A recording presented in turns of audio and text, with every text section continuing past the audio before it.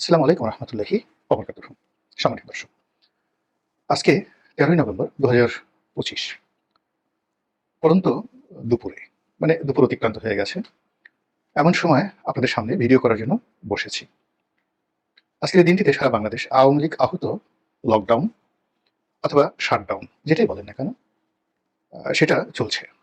বিচ্ছিন্ন সব খবর, ফরিদপুরে কি হচ্ছে, পদ্মা সেতুর ওখানে কি হচ্ছে, তারপর টিএসসিতে কি হচ্ছে, ঢাকার বিভিন্ন এলাকাতে কি হচ্ছে, সারা বাংলাদেশে কি হচ্ছে, এগুলো কতটা বাস্তব আর কতটা গুজব আমরা আসলে সত্যিকার অর্থে বুঝতে পারছি না।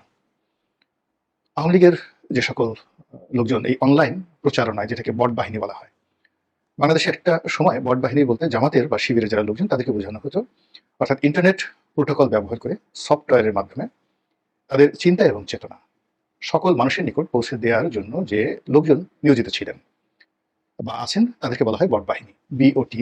এটা মূলত একটা সফটওয়্যার। তো এই সফটওয়্যারটি ব্যবহার করে গত সেই ১০-১২ বছর ধরে একছত্র আধিপত্য দেখাতো জামাত এবং শিবিরে যারা লোকজন রয়েছেন তারা।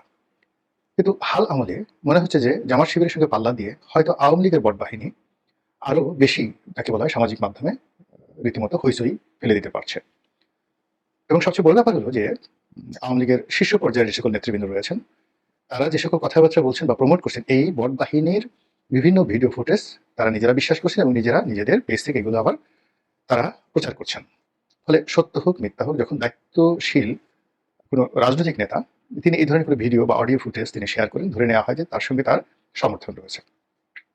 তো যেটা বলছিলাম যে আওয়ামী লীগের যে বট বাহিনী তাদের যে কর্মকাণ্ড, সেই কর্মকাণ্ড এখন সামাজিক মাধ্যমে ১ নম্বর। জামাত শিবিরের কর্মকাণ্ড চলে গেছে। ২ নম্বর হলো যে ইউটিউবে একটা সময় যাদের খুব প্রভাব ছিল, ইনফ্লুয়েন্স ছিল, শেখ হাসিনা বিরোধী কথাবার্তা বলার কারণে আওয়ামী লীগের লোকজন শুনতেন, সরকারি কর্মকর্তারা শুনতেন, সবাই মনোযোগ সহকারে শুনতেন। কিন্তু এই যে গত ১৪ মাসে সোশ্যাল ইনফ্লুয়েন্স করার ক্ষেত্রে জামাত এবং বিএনপির যে সকল লোকজন ছিলেন তাদের সেই ইনফ্লুয়েন্সটা এখন কমতে কমতে এখন এতটা নেতিবাচক হয়ে গেছে, জামাতের লোকজন সেই কথা শুনছেন না, আর বিএনপি লোকজন তো একেবারে শুনতে যে দেখে কি বলে সেটা এখন তারা বলতে গেলে ব্লক করে দিয়েছে। ফলে সামাজিক মাধ্যমে ঠিক আওয়ামী লীগের ওরকম কোনো ইনফ্লুয়েন্সিয়াল ব্যক্তি তৈরি হয়নি।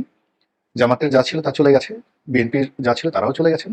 কিন্তু এই একটা বিশৃঙ্খল যে সামাজিক মাধ্যম, যেটা মূলধারার গণমাধ্যমের চেয়ে অনেক অনেক শক্তিশালী, সেটা বিচ্ছিন্নভাবে অস্থিরভাবে পায়চারি করছে।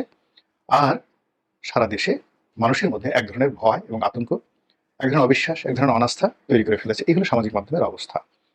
আমাদের মূলধারার যে গণমাধ্যমগুলো আছে প্রায় সকলেরই তারা এখন মাল্টিমিডিয়া সেকশনটাকে, মানে সামাজিক মাধ্যম নির্ভরশীল ফেসবুক, ইউটিউব, টুইটার, লিঙ্কডইন, টুইটারটা না এখন এক্স হ্যান্ডেল, এইগুলোতে তাদের যে অ্যাক্টিভিটি সেই অ্যাক্টিভিটিস প্রিন্ট বা তাদের অন স্ক্রিন, যেমন টেলিভিশনের যখন একটি প্রোগ্রাম থ্রো করা হয়, অন এয়ার করা হয়, এটিকে অন স্ক্রিন প্রোগ্রাম বলা হয়। তো এখন অবস্থা হলো যে প্রোগ্রামটি অন স্ক্রিন একটা সময় ১০ লাখ লোক দেখতেন, কমতে কমতে ১ লাখ। আর এখন যখন কোনো একটা টেলিভিশন চ্যানেলের স্ক্রিন খোলা থাকে ২-৩ হাজারের বেশি লোক কিন্তু অন স্ক্রিনে থাকে না। এটা হলো বাস্তব।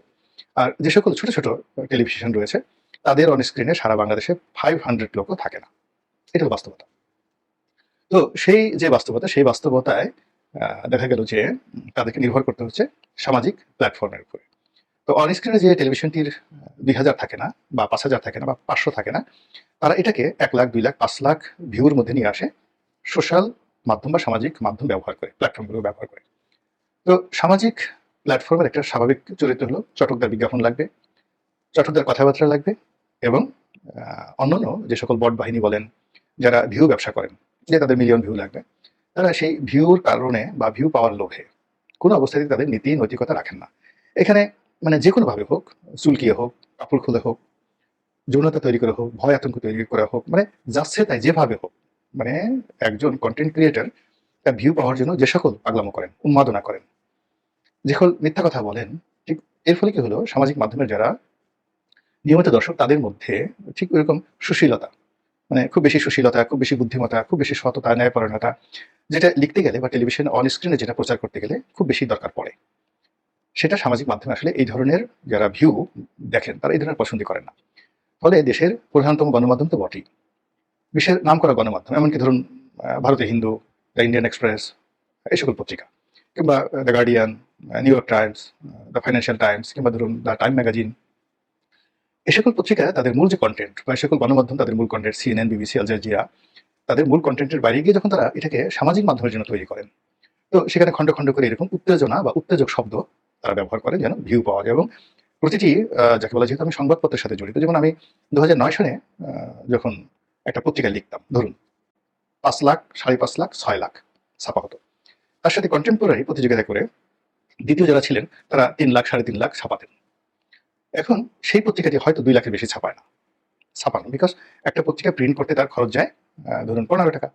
সে যদি 1 লাখ ছাপায়, মার্কেট থেকে সে পাচ্ছে বিজ্ঞাপন বাবদ সব বাদ দিলে সে কত, তার যে মূল্য আছে সেই মূল্য 40% থেকে বাদ দিতে হচ্ছে। এর ফলে কি হলো যে এখন প্রিন্ট ভার্সনে যাচ্ছে না, সবাই মাল্টিমিডিয়াতে চলে যাচ্ছে। তো বড় বড় পত্রিকাগুলো যেগুলো দেখেন আসলে 10, 15, 20 হাজারের বেশি এদের সার্কুলেশন নেই। একেবারে খুব বড় জোর যেগুলো দেখা যাচ্ছে যে সেগুলো আপনি, আমি নাম বললাম না, আপনারা বুঝে নেন আর কি, একেবারে যারা মনে করেন যে বাংলাদেশের কিংবদন্তি সাংবাদিক, সংবাদপত্র, মিডিয়া হাউস, তো এদের আসলে সার্কুলেশন নট মোর দ্যান 50,000। আর যারা বলেন যে সবচেয়ে বড় পত্রিকা, আমি যেটা বললাম যে যারা খুব বেশি ছাপায়, নট মোর দ্যান 2 লাখ, যেটা আমার কাছে, আমি যেহেতু এখনো লিখি আমি এটা বুঝতে পারি। কিন্তু যারা 2 লাখ ছাপায়, তো 2009 সালে বা 10 সালে তাদের হয়তো 5 লাখ টাকা ছাপাতেন বা 6 লাখ টাকা ছাপাতেন। যদি একটা পত্রিকাকে আমরা 4 জন করে ধরি, তো 5 লাখ 20 লাখ লোক এটা একটা পরিবারকে ইনফ্লুয়েন্স করবে।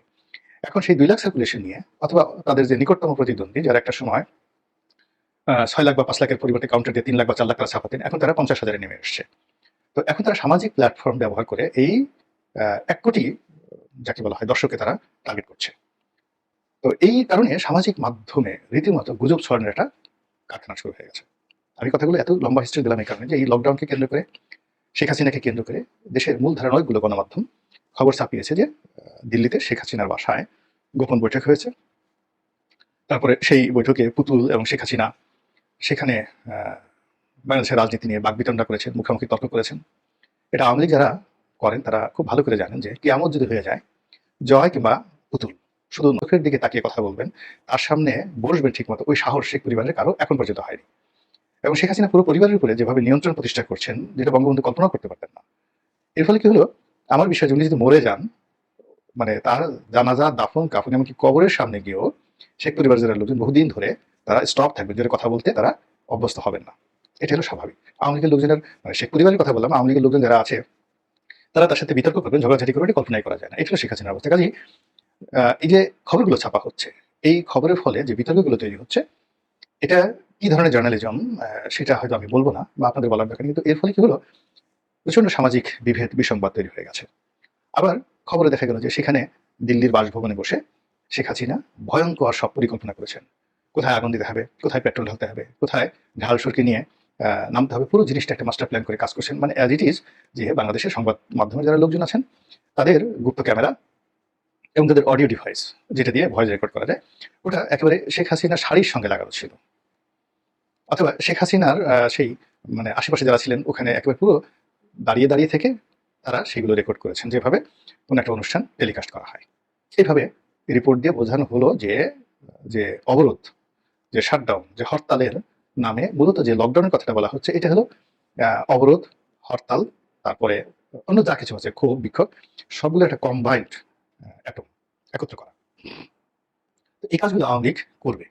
এখন আওয়ামী লীগ আসলে কতটা করতে পারবে বা কতটা আজকের দিনে করছে, আমি আগেই বললাম যে এটা নিয়ে যথেষ্ট সন্দেহ আছে। আমার নিজেরও সন্দেহ আছে যে আমি তো আওয়ামী লীগের সবাইকে চিনি মোরালেস। তো এই দুর্বিষহ একটা সময় তারা রাজপথে নেমে একটা সরকারি বড় দপ্তরে আগুন দেবে, তারপরে যাকে বলা হয় ওই সামনে এসে পুলিশের সাথে তর্ক বিতর্ক করবে, ঢাকা বিশ্ববিদ্যালয়ে ককটেল ব্রাস্ট করবে। এই জিনিসগুলো আমার বিশ্বাস হচ্ছে না। আমার বিশ্বাস হচ্ছে না এই কাজ করার জন্য অতিরিক্ত যে কলিজা দরকার, সাহস দরকার, শক্তিমত্তা দরকার, এটা এই মুহূর্তে আওয়ামী লীগের নেই। এটা হলো বাস্তবতা। তাহলে এই কাজগুলো হচ্ছে বিএনপির সাথে জামাতের সঙ্গে এনসিপির সঙ্গে সরকারের সঙ্গে দেশি বিদেশি গোয়েন্দা সংস্থার, এবং আওয়ামী লীগের লোকজনের তো আছেই, কিন্তু নট অ্যাজ এ হোল। এখানে কোনো একটি পক্ষ যে এককভাবে কোনো একটি কাজ করছে বা নিয়ন্ত্রণ করছে, এটা I do not believe, or আমি মনে করি না যেটা হতে পারে। এটা যুক্তি বলে। তো এই যে একটা মাঠকে আমরা মানে চাল ডালে একত্র করে দিচ্ছি, সবকিছু এলোমেলো করে দিচ্ছি, এই যে দায় দায়িত্ব আমাদের সামাজিক মাধ্যমে যারা কন্টেন্ট ক্রিয়েট করেন তাদের যেভাবে রয়েছে, ইদানিং এর সঙ্গে মূলধারার গণমাধ্যম যারা ভিউ ব্যবসা বা দর্শক ধরে রাখতে চাচ্ছেন, নিজেদের সার্ভাইভাল বা এক্সিস্টেন্সের জন্য যারা এভাবে উত্তেজনামূলক খবর পরিবেশন করতে চাচ্ছেন, তারা গত কয়েকদিনে দিল্লিকে নিয়ে, শেখ হাসিনাকে নিয়ে, লকডাউনকে নিয়ে যে সকল খবর ছাপিয়েছেন, তার প্রেক্ষিতে আজকের এই দিনে সরকারের যে একটা মানে যাকে বলে হই হই রই রই রব, ধরো, শাস্তি দাও, মারো, এবং যেভাবে আওয়ামী লীগের যারা প্রতিপক্ষ তাদের ভিতরে যে উত্তেজনা, আবার ৩২ নম্বর ভাঙো, আবার আওয়ামী লীগের অফিস ভাঙো, সবকিছু তছনছ করে দাও, যেখানে আওয়ামী লীগ পাও হাড্ডি গুড্ডি গুঁড়ো করে দাও। তো তার ফলে কি হলো যে ওইভাবে চিহ্নিত পদ পদবিধারী কোনো আওয়ামী লীগকে পাওয়া যাচ্ছে না। কিন্তু এই যে এত বড় তোড়জোড়, এটা তো একটা দেখাতে হবে যে আমরা পেয়েছি ইউরেকা। তার জন্য ধরা হচ্ছে। সংবাদ মাধ্যমে আসছে ২০ জন আওয়ামী লীগের কর্মী ধরা পড়েছে। আবার বটবাহিনী তারা বলছে এই একজন ছাত্রলীগের নিষিদ্ধ ছাত্রলীগের কর্মী ধরা পড়েছে, এই দেখো তাকে কিভাবে পিটাচ্ছে। এই পুরো জিনিসটা আপনি বিশ্লেষণ করে দেখবেন যে আওয়ামী লীগের পক্ষ থেকে যে ধরনের ভিডিও ফুটেজ স্লোগান দেখানো হচ্ছে, সেটা হয়তো আওয়ামী লীগ জমানারই কোনো ভিডিও ফুটেজ, তার সঙ্গে ব্যাকগ্রাউন্ড মানে সাউন্ড যুক্ত করা হয়েছে। আবার ছাত্রলীগের কাউকে ধরা হয়েছে, আওয়ামী লীগের কাউকে ধরা হচ্ছে, এরকম একটা ভিডিও ফুটেজ হয়তো আজ থেকে ৬ মাস আগের, ১ বছর আগের, সেটাকে বারবার সামনে এনে আওয়ামী লীগের লোকদেরকে ভয় দেখা